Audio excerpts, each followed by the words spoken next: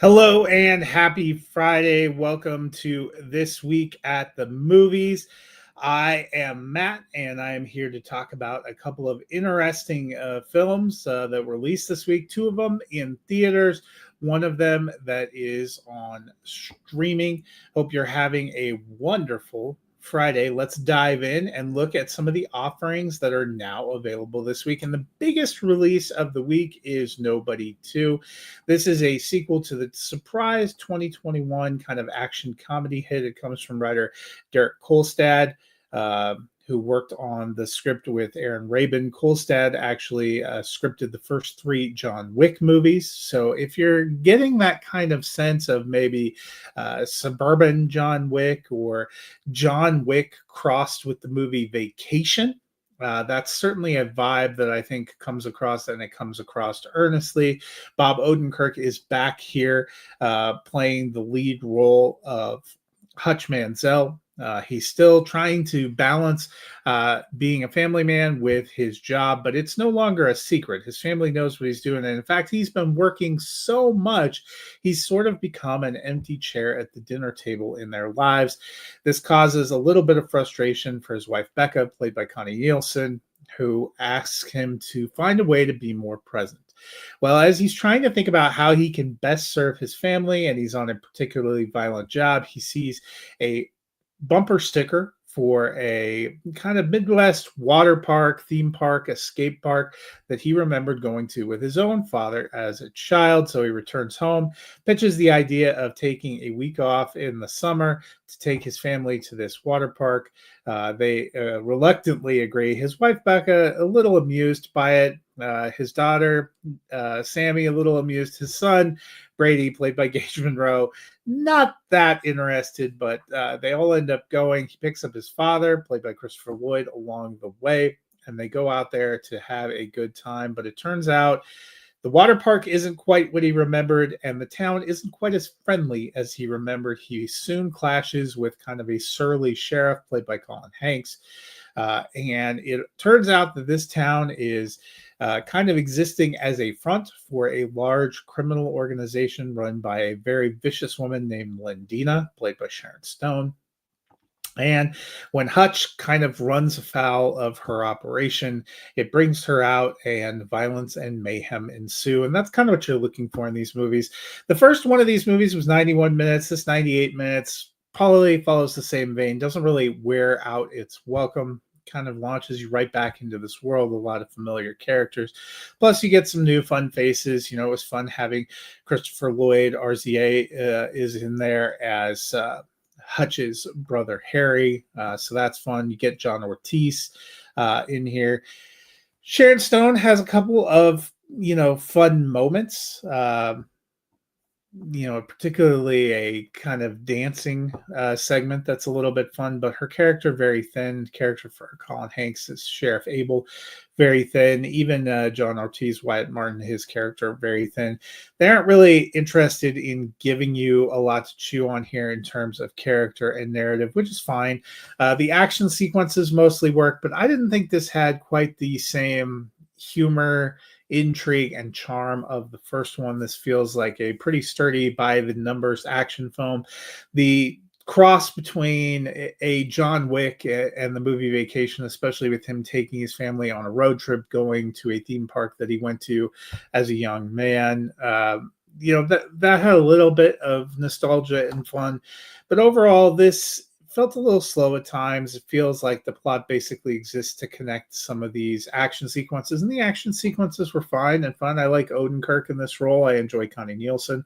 Opposite him, I had fun with a lot of the character actors that pop up here, but the characters are not super well defined. That saps a little bit of the energy from the third act, which is a lot of mayhem and carnage. It's creative in some ways, but I thought this movie was a fine and sturdy summer action movie. If you're looking for a little bit of an escape at the theaters, just something to get away, a little bit of a cheesy action film, this works just fine.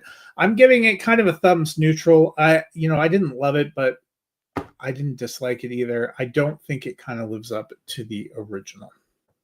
Another option, if you're looking for something different in theaters, is the indie film East of Wall. This one comes from Sony Pictures Classic.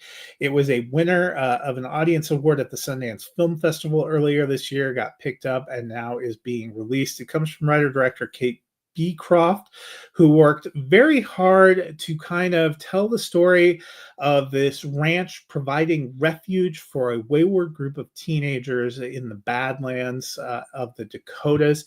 It stars Tabitha Zuniga, who is playing a loose version of herself, a widow who is dealing with a bevy of emotions and the struggles of trying to keep this ranch alive and the mission to keep this ranch alive, and kind of dealing with the feelings for her daughter, Portia, who is, again, playing a loose version of herself, who is dealing with her own bouts of grief and trying to find a way forward in this world. It's very much grounded. There are only two real recognizable actors in here. Scoot McNairy, who plays Roy, a kind of investor who was interested in buying the ranch and having Tabitha work for him and apply her unique skills into his money-making venture. And Jennifer Ale, who plays Tabitha's mother, Tracy, in here. Most of this is about kind of real life people trying to tell a realistic, more grounded story. We've seen this kind of storytelling before. Chloe Zhao did some versions of this, even Nomadland. One of the things that I really liked about that, you had one or two central recognizable actors, but a lot of this was real people in these worlds trying to tell this story. We've seen this kind of approach before, and it works pretty well here. I was drawn into the story. There are kind of a couple things going on. There's the mission that Tabitha undertakes and her calling and what she's doing with the ranch and trying to keep this ranch alive and trying to find a way to make it profitable and to move forward. But there's also the larger story of dealing with this grief and loss. Her John, who had passed away about a year ago, but they're still not over this, and they're still trying to find ways to move past that hurt and struggle on their own, kind of a mother-daughter story. There were lots of parts of it that I liked. I thought Tabitha does a beautiful job in the lead role. I liked the way that Kate Beecroft shot the story and tries to really capture the essence of this place and this way of life. It was definitely something that I found moving and engaging, a little bit of something different. I'm giving this one a mild thumbs up. This is playing in theaters. It's more of a limited release. It's not on as many screens as Nobody 2, and a very different kind of movie, but also right around that hour and a half mark. So a pretty quick watch, something you can sink yourself into.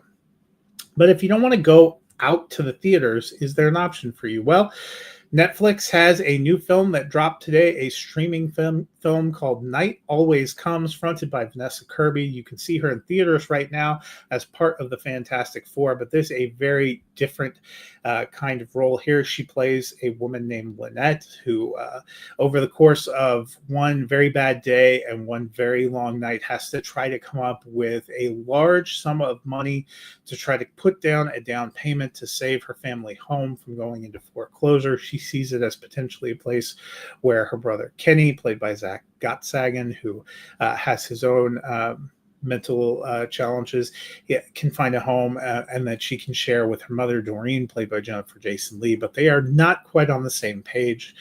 Throughout the film, you learn that Lynette has a little bit of a dark and checkered past. She has to lean into that some to try to make some moves to try to make this happen. There's a real sense of desperation here. Stephen James, part of the cast, Randall Park, Julia Fox, a lot of actors that you're going to recognize, but this is really built around Vanessa Kirby, and we've seen her shine even in streaming films from Netflix before. So I was curious to see how this was going to go. This is a big year-end slate coming up for Netflix. There are a lot of really marquee films that are going to start coming out September, October, November, December, some that could be major awards players. This is a little early for award season, but I was still curious. Vanessa Kirby, a pretty big name, a pretty great performer. If you saw my review of Fantastic Four First Steps, you would know that I thought she was one of the best things in there. She gave one of my favorite performances of the year. This is not quite as engaging, and part of it could come down to the story. This one, a dark, kind of a downer of a story. It's a little bit rough. I didn't buy into the script. I didn't buy into the pacing here.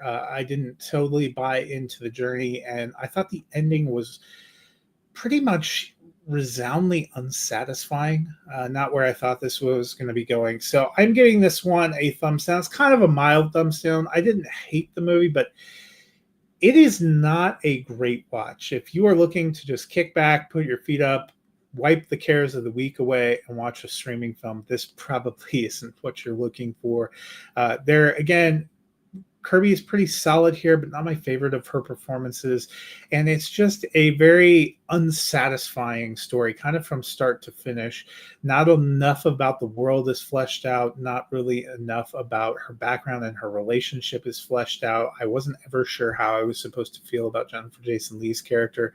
Is she kind of a villain? Is she kind of a hero? Is Lynette kind of a villain? Is she kind of a hero? I don't think they make enough of that clear. What am I supposed to be rooting for here? What am I supposed to be hoping happens? A lot of people pop in and out. It's just a very abrupt, and again, just dark. It was not my cup of tea. So giving that one a mild thumbs down. I am still very excited about Netflix's slate as we move into the fall. Some of these are going to make some festival appearances in New York and in TIFF and in some of the other big fall festivals before dropping on the streamer. But you get what you get. So this, not my favorite week of new releases. Just a couple that, East of Wall, I was fairly moved by. I thought that was interesting. That is worth seeking out. Nobody 2. If you're a fan of the first one, you'll probably have an enjoyable enough time going and checking that out in theaters. But Night Always Comes was not my cup of tea. Not something I would make a point of finding on streaming. So that wraps up this week. I will be back next week talking about another full slate of movies. We have a release from Ron Howard that sort of, I feel like, is dropping out of nowhere called Eden. There is another movie called Relay that opens in limited release, and I've seen that and really enjoyed it. And we also have the latest from Ethan Coen, Honey Don't. So those are a couple of the titles I'll be covering next week. Until then, I hope you have a wonderful week, and I'll see you at the